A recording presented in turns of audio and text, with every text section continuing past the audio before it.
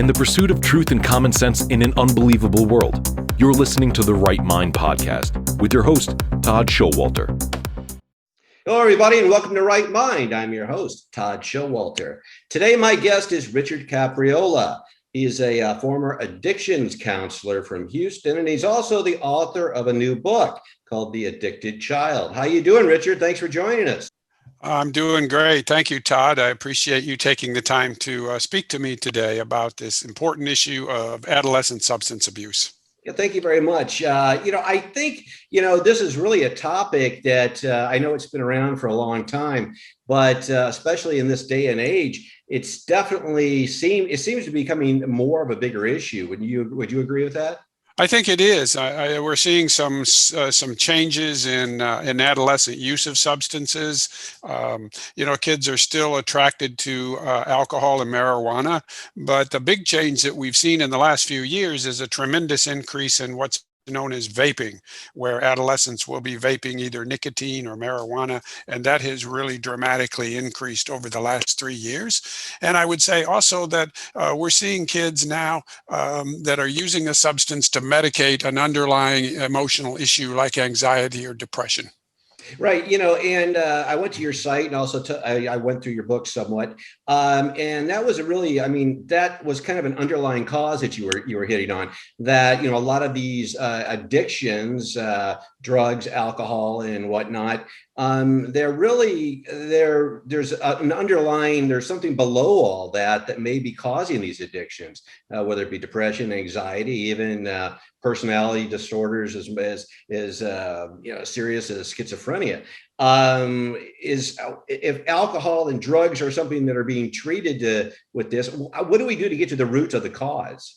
Well, I think the key is when you suspect a child is using a substance, whether it be alcohol or any type of drug, it's important to get what I refer to in the book as a comprehensive assessment. You want to certainly get an addictions assessment so that you have an understanding of how extensive the substance use is and what the diagnosis is.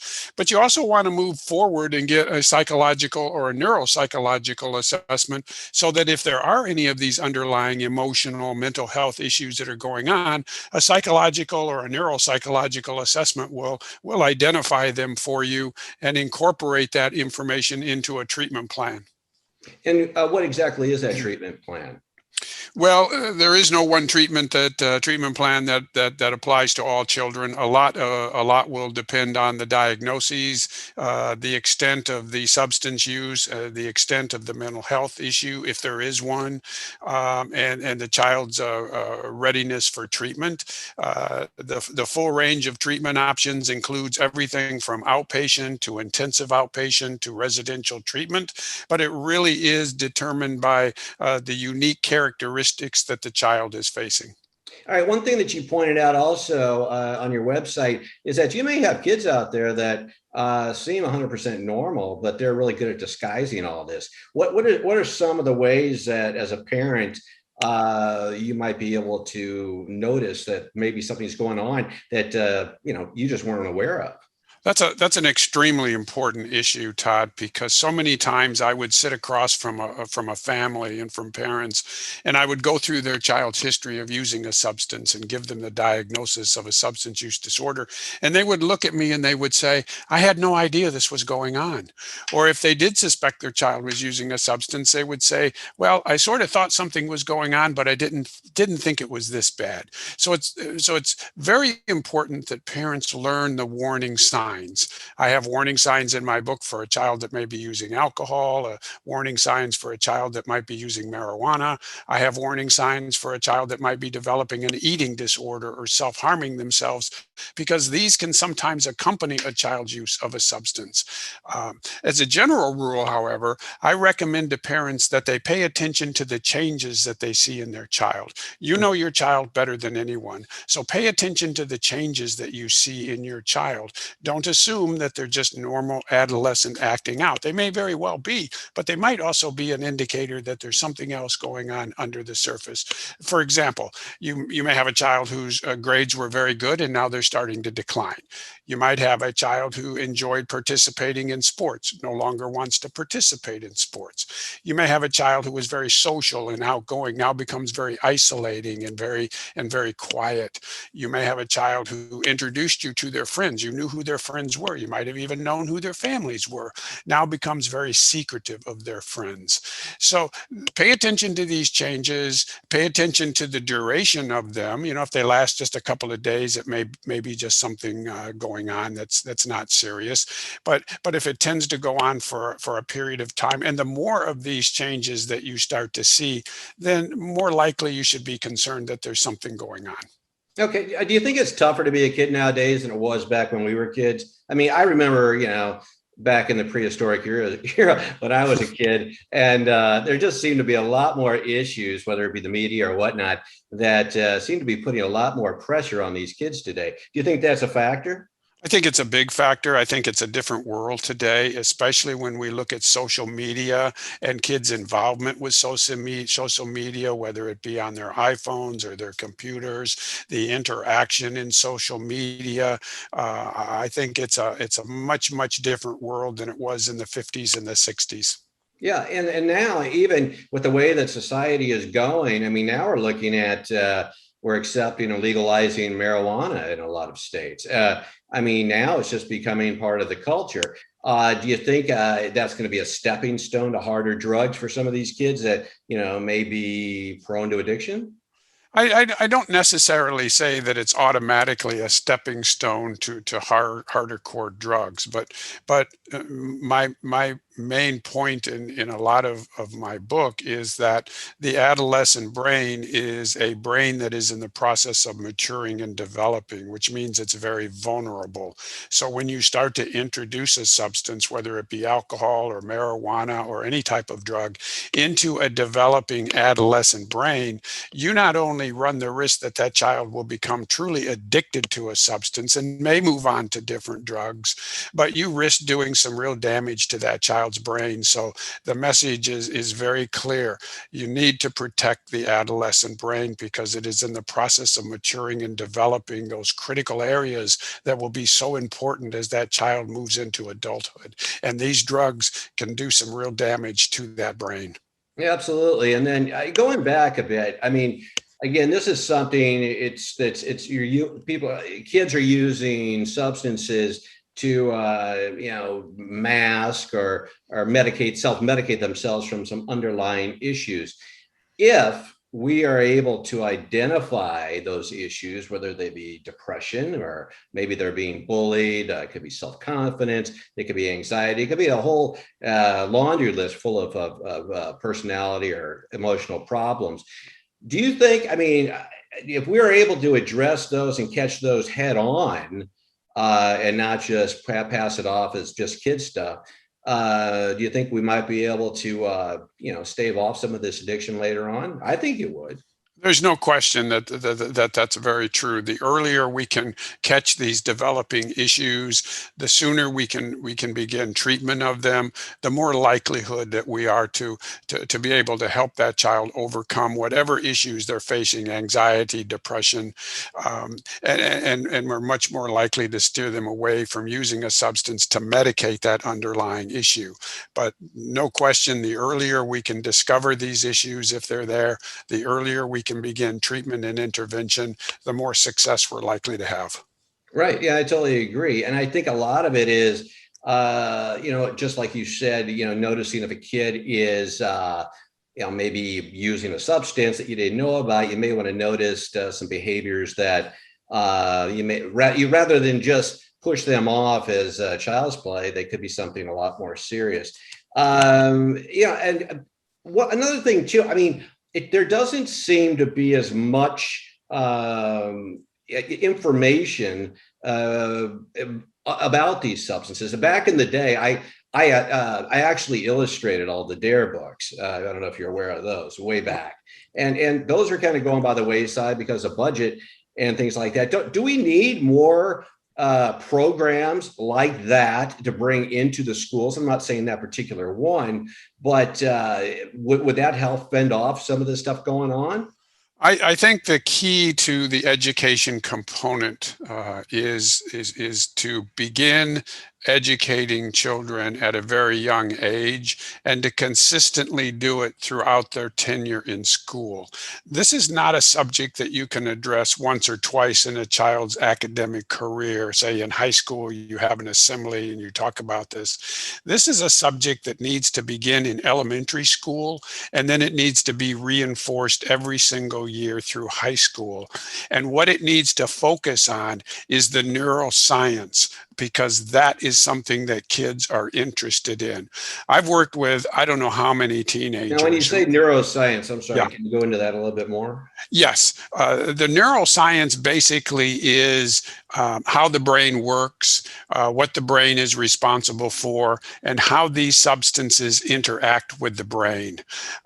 In my working with teenagers who were using a substance like marijuana, it didn't do me any good to tell them it was illegal. It didn't do me any good to tell them if they continue to use, their grades might drop, they might drop out of school, they might not get to college, and they might not get a job, because they didn't care about any of that. They didn't believe it, and they didn't care about it. But what did capture their attention was the neuroscience. When I could show them the different areas of the brain and what each area of the brain was responsible for, and then I could show them where marijuana attached itself to the brain, that captured their attention. So my point is, in the education system, if we focus on educating children about how the brain works, how important different areas of the brain are, and how drugs interact with the brain, we're much more likely to capture their attention and maybe make a big difference. But that needs to be something that begins in elementary school and is then is continued every single year all the way through high school. Gotcha. What about the parenting aspect of it? I mean, it seems like back when I was growing up, I'm not trying to rehash my past or your past, but I mean, it seems like the parents and I'm not speaking in general, but parents were a lot more hands-on and strict. It seems now parents are a little looser. Kids are growing up faster. Is that something I think maybe we need to put some reins on, maybe from a parenting aspect. Do you think we got to be tougher? I think this subject of adolescent substance abuse is a subject that is very frightening for parents. I think that a lot of parents would just prefer to avoid the whole issue. But that's a very dangerous approach to take, because you then run the risk of finding out later that your child's been using a substance. It might develop into a crisis, and everything sort of goes downhill from there. So my message to parents is learn as much as you can about adolescent substances, adolescent substance abuse, know a little bit about what drugs are out there, what they look like, learn about the warning signs, and be prepared. Knowledge is power, Todd. Knowledge is power. So the more you know as a parent about adolescent substance abuse, the less frightened you will be about it, and the more prepared you'll be in the event that you have to confront it as a parent. Okay, great. You've got The Addicted Child, which is your book, which is out right now, and we'll tell viewers and listeners about how they can get it. But you also have a book that goes along with it called The Addicted Child Workbook. Now, tell me a little bit about that. Is that a step-by-step guide on? Is that for parents? Is that for the kids? How does that work? I wrote the workbook recognizing that parents need help too, not just the child, because parents are going through their own crisis as they walk with their child down this journey of adolescent substance abuse diagnosis and treatment. Parents need help too, because many times they feel as if they've done something wrong. What did I do wrong? How did I miss the warning signs? So they're going through a lot of stress as well. And I wrote this very brief workbook to help them process some of the feelings and emotions that they're going through.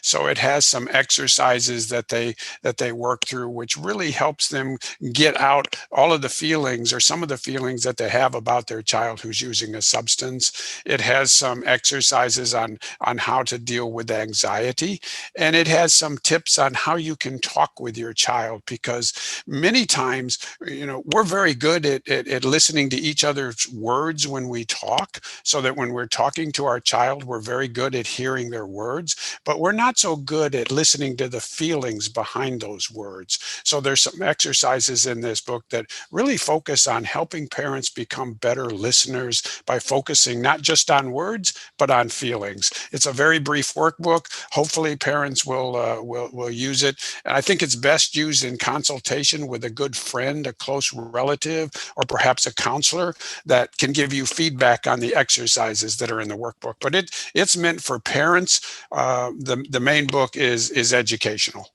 Gotcha. Yeah, and now it seems also we've kind of upped the bar on the whole drug situation. I mean, I'm in St. Louis. I mentioned that several times on the show, not this particular show, but in earlier shows. And we've got in this area a huge heroin problem. I mean, heroin, that's a major narcotic. I mean, we're not talking, beer and marijuana. I mean, in a lot of cases, in fact, there have been a lot of overdoses in the areas right around where I live. How, we've got, I mean, are there certain programs that need to be put in place from a state or federal level to address this? I think the opioid crisis is a national crisis. It's killing many people throughout the country. It's primarily an adult issue, not an adolescent issue. We're not seeing very many adolescents that are getting into hardcore drugs, whether they be opiates or cocaine or methamphetamine. Fortunately, those percentages are very, very low. As I said earlier, most kids are still attracted to alcohol and marijuana. There is some abuse of prescription drugs, but generally, when we look at the harder core drugs like cocaine, 3% of seniors are using cocaine. When we look at Oxycontin and Vicodin, again, less than 3% of seniors. Even methamphetamine, it's less than 2%.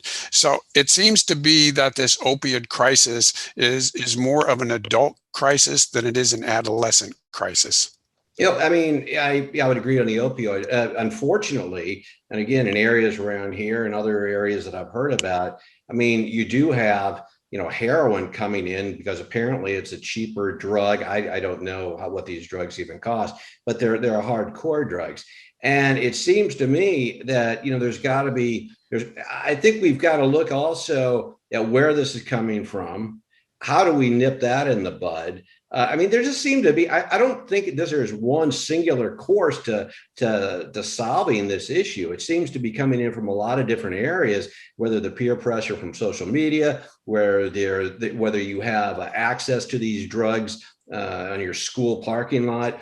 I mean, what do we do as a group, as a society, to address this? I mean, back in the 80s, Nancy Reagan had her Just Say No program. Well, that's just not going to cut it anymore. It seems like we need something much more concrete and laid out to really fight this thing. Well, there are two issues that are driving what we're seeing with adolescent substance abuse. And we have to address those if we want to get to the core issues. The first of these two issues is availability. Kids know that these drugs are readily available. For example, 79% of seniors in high school tell us it's fairly easy or very easy for them to get marijuana. Almost 30% tell us it's very easy for them to get LSD if they want it. And over 80% will tell us it's easy for them to find alcohol. So availability is one issue. The second issue is the perception of how harmful these drugs are. Kids today they don't view these drugs as very harmful. For example, only 30% of high school seniors will tell us that they think smoking marijuana regularly is harmful. Only 30% think that's harmful. And as kids get older, in other words, as they move from freshman to sophomore to junior to senior, the perception of risk actually declines, so that by the time a kid is a senior in high school, they view these drugs as less harmful than they did when they were a freshman or a sophomore. So we got two things at the core core of adolescent substance abuse. The wide availability of these drugs, the easiness in which kids can get them, and their own perception that they're not harmful. What do you think about punishment? I mean, do you think, I mean, obviously there needs to be treatment, but what do you think about as far as the criminal justice system? Do you think there need to be stronger measures put in place for juveniles? Make the consequences a little, steeper than they are now? Or do you think, we focus on the treatment instead? I think we focus on education, and I think we focus on treatment. The education, hopefully, is the key to prevention, and the treatment is the key to helping them to overcome and recover it. And then, as I've said before, the neuroscience to educate these children about how risky it is to use these substances because of the damage it can do to their brains. Yeah, and like we said before, I mean, it's a tough time to be a kid. What do you think of this whole COVID situation? I mean, we had kids that were put in a situation where they were isolated. They didn't get to enjoy their classes or after school activities, as most kids in the past have. Did you personally see any result in higher drug usage or because of this whole COVID situation? That is a very important issue, because I think we are just scratching the surface, just beginning to see how this COVID has affected the mental health of adolescents and adults too. Since the COVID epidemic began over a year ago, the Centers for Disease Control has noted that there has been over a 20% increase in emergency room visits by grade school children. And there's been over a 30% increase in the number of teenagers who are urgently in need of mental health care. So I think we are just beginning to scratch the surface on the mental health effects that this pandemic has had on adolescents. It's affected their sleep, it's affected their eating, it's affected their school performance, as well as caused excessive worry, irritability, aggression, because it has pulled them away from their normal social environment and isolated them. So I think we're just beginning to see the mental health ramifications on both adolescents and adults from this pandemic. And as kids now transition back into the traditional school system, I think there's going to be some kids that are going to have a lot of difficulty with that transition. Yeah, yeah. What do we do about it? I mean, because also, I mean, in the home, you have a lot of parents with this whole COVID situation. They were dealing with issues on their own. I mean, you had a lot of abuse in the parents. I mean, you had alcoholism going up, you had drug use going up in the adults, which obviously has to have a trickle-down effect on the kids. I mean, what do we do? What is the starting point? I mean, this is such a mess right now. And again, it seems like there's just so many fragmented things that are contributing to it. What would be the first step, not only as a kid, not only as an adult, but maybe, as a family, what do we do to rectify this? I mean, to move forward in a positive way? I think we recognize the fact that this pandemic has had emotional ramifications for everybody in the family, and that we talk about it, and we talk to our kids about how this has affected them, and we talk to our spouses and our friends about how it's affected us. Not try to keep it hidden and underneath the surface where we try to deal with this ourselves. And if it becomes really troublesome, to reach out for help, reach out for for counseling, for mental health, and we're going to see that the mental health community is going to have to step up and be prepared to help people deal with this issue as we move through this transition. And I think you still have people that kind of see a stigma with that. I mean, especially some of the parents, they just don't want to admit there is a problem. And some parents don't want to admit their kid has a problem. I mean, I think it comes to a certain point where you have to look at the big picture and, before it becomes even a bigger issue. In your experience, how, again, we already touched on how things are different now than they were in the past. But has your treatment Has that changed? I mean, the treatments that you would have done, say 10, 15 years ago, are those the same methods that you would use today, or have they adapted? Well, I think that there's been some advances in medication that can help children that are going through some serious mental health issues, whether it's anxiety or depression or suicidal thinking. So there have been some advances in the medical side of it, the pharmaceutical side of it. But I think that the standard treatment in terms of recognizing the issue as early as you can, getting the child diagnosed in a comprehensive way, and then finding the appropriate treatment still is the model for success. And when we talk about treatment, we're talking about addressing both the substance abuse and the mental health issues. And many times it's going to be the mental health issue and the severity of the mental health issue rather than the substance abuse that's going to drive the treatment. So if you have a child that is suicidal, if you have a child who is very depressed or very anxious, or perhaps you have a child who's developing an emerging personality order, that's more likely to set the stage and the direction for treatment rather than the substance abuse. So you'll be looking for a treatment place that focuses on that underlying issue and can also treat the substance abuse. Got it. Okay. And you kind of just touched base on my next question because you just led into it. I asked every one of my guests this towards the end of the show, the last couple of minutes. You're basically, and you're in charge of everything now. I mean, Richard, it's your world. You've got a family, you've got a kid that comes to you with this problem, and you've got to fix it. And how are you personally? What is your method? If I come to you with my kid and I say he's got a drug and alcohol problem, how are you going to fix that? And you touch base on that, but just, recap.